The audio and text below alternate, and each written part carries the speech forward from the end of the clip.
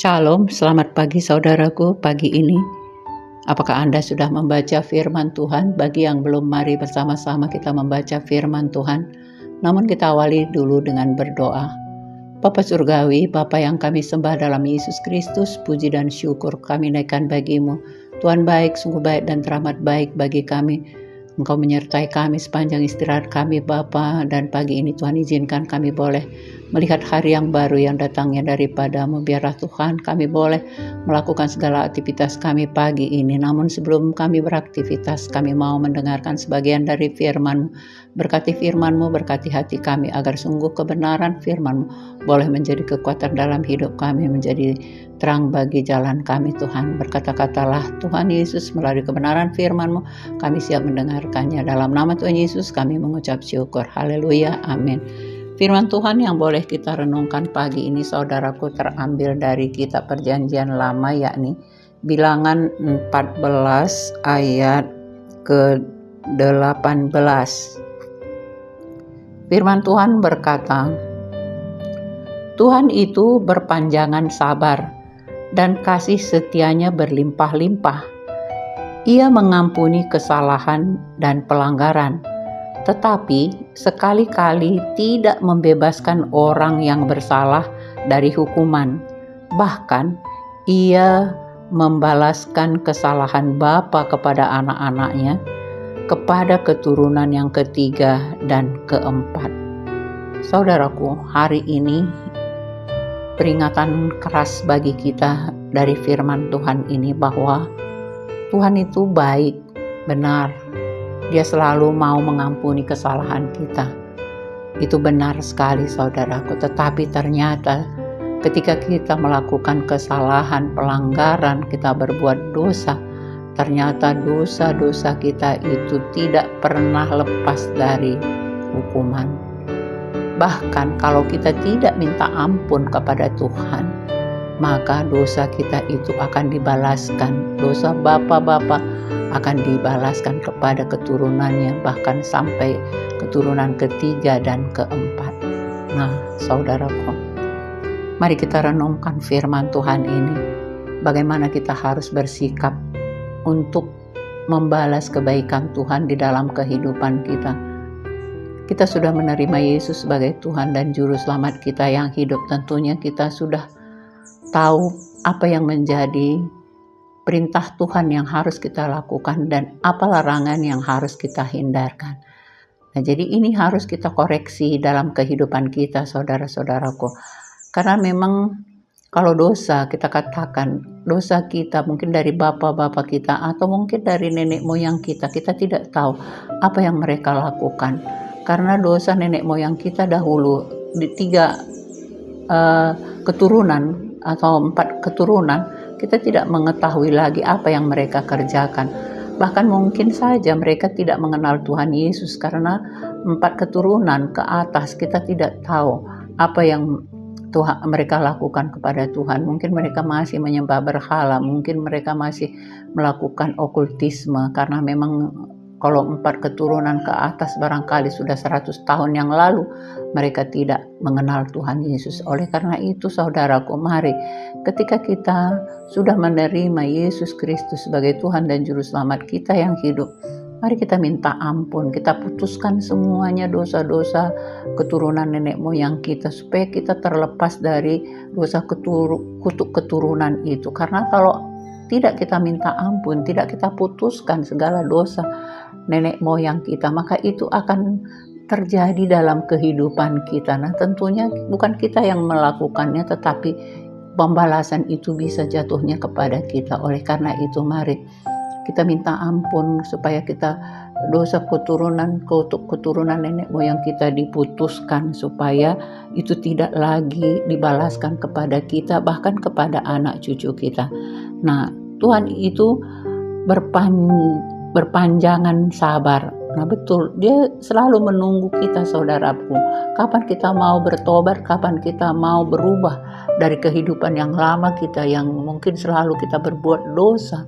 Nah, Tuhan itu berpanjangan sabar, ditunggunya, dan kasih setianya berlimpah-limpah. Benar saudaraku, kapan Anda mau bertobat? Setiap saat tangannya terbuka untuk menerima pengampunan dosa Anda. Dia akan selalu mengampuni kesalahan Anda. Oleh karena itu, mari jangan kita memendam dosa, jangan kita menyimpan dosa, tetapi akui di depan Tuhan Yesus.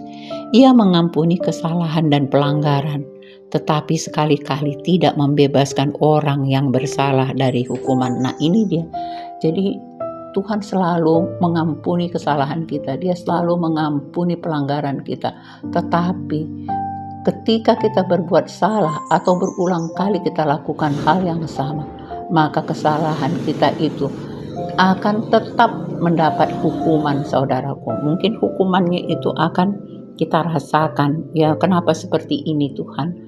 Jadi ketika Anda merasakan sesuatu kesesakan atau penderitaan atau apapun yang Anda alami hari ini, mungkin ekonomi seret atau usahamu tidak berjalan, mungkin ada dosa yang dulu yang kita lakukan yang tidak kita minta ampun kepada Tuhan, sehingga itu menjadi penghalang, menjadi kutuk atau menjadi hal yang menghambat usaha kita atau menjadi kesesakan bagi kehidupan kita, menjadi penderitaan dalam hidup kita. Oleh karena itu, mari setiap saat kita harus mengoreksi hati dan pikiran kita.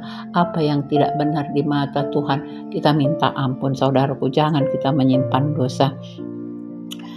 Bahkan Ia membalaskan kesalahan bapa kepada anak-anaknya, kepada keturunan yang ketiga dan keempat. Nah, ini dia. Jadi mari jangan kita mau menyimpan, jangan kita mau membiarkan dosa-dosa nenek moyang kita, keturunan nenek moyang kita, 4 keturunan dari atas, saudaraku.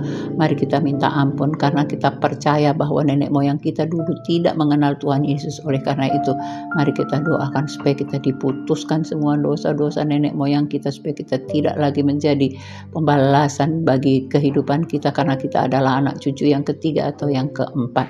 Oleh karena itu, sesudahnya itu, saudaraku, kita sendiri jangan lagi kita melakukan dosa di hadapan Tuhan. Minta ampun setiap hari supaya jangan kesalahan bapa anak akan diturunkan kepada anak cucu kita, juga anak cucu keturunan ketiga sampai keempat nanti. Nah, ini semuanya adalah menjadi satu peringatan bagi kita, karena memang okultisme itu adalah kejijikan bagi Tuhan. Jadi sering sekali orang, saudaraku, dia membuat usaha lalu dia membuat pelaris-pelaris itu. Nah, pada saat itu dia memang mendapat uang banyak, tetapi saudaraku, penglaris yang dilakukannya itu sudah direkrutnya duluan untuk warisan untuk anak cucunya. Ketika anak cucunya berusaha, anak cucunya tidak akan mendapat rezeki. Kenapa? Karena sudah diambil duluan oleh nenek moyangnya dulu yang memakai penglaris-penglaris, sehingga anak cucunya ketika dia berusaha, dia tidak akan mendapat rezeki karena sudah diserap oleh nenek moyangnya dengan memakai ilmu-ilmu kegelapan itu dengan penglaris-penglaris. Jadi anak cucunya tidak mempunyai rezeki lagi. Oleh karena itu, saudaraku, supaya itu terputus, tentunya kita minta ampun kepada Tuhan bahwa kita tidak tahu apa yang sudah dilakukan nenek moyang kita dulu, supaya kita bisa diputuskan, supaya kalau kita berusaha atau kita punya pekerjaan atau apapun yang kita lakukan, supaya kita tidak menjadi kesesakan, tidak menjadi penderitaan karena ada hal-hal yang buruk dulu yang dilakukan oleh nenek moyang kita, itu kan terlepas dari kehidupan kita. Mari saudaraku, tetap kita lebih teliti lagi, lebih mendekatkan diri kepada Tuhan Yesus, supaya Tuhan mengingatkan kita, supaya kita jangan kena kutuk karena kesalahan nenek-nenek moyang kita dulu. Demikian firman Tuhan yang boleh kita renungkan pagi ini, saudaraku. Mari kita berdoa. Bapa Surgawi, terima kasih atas firman-Mu. Engkau memang Allah yang panjang sabar, penuh kasih, berlimpah-limpah pengampunan yang Tuhan berikan bagi kehidupan kami.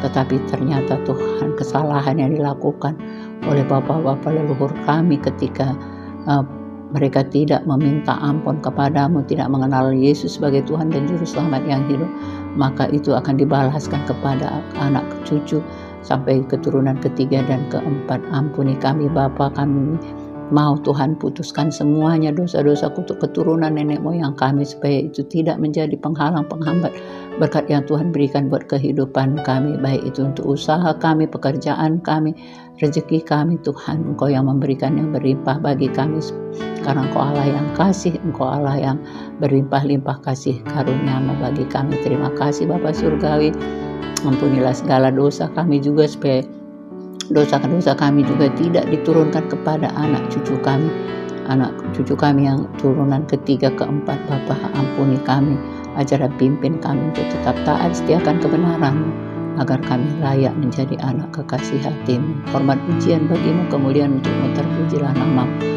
Dalam nama Tuhan Yesus kami berdoa dan mengucap syukur. Haleluya, amin.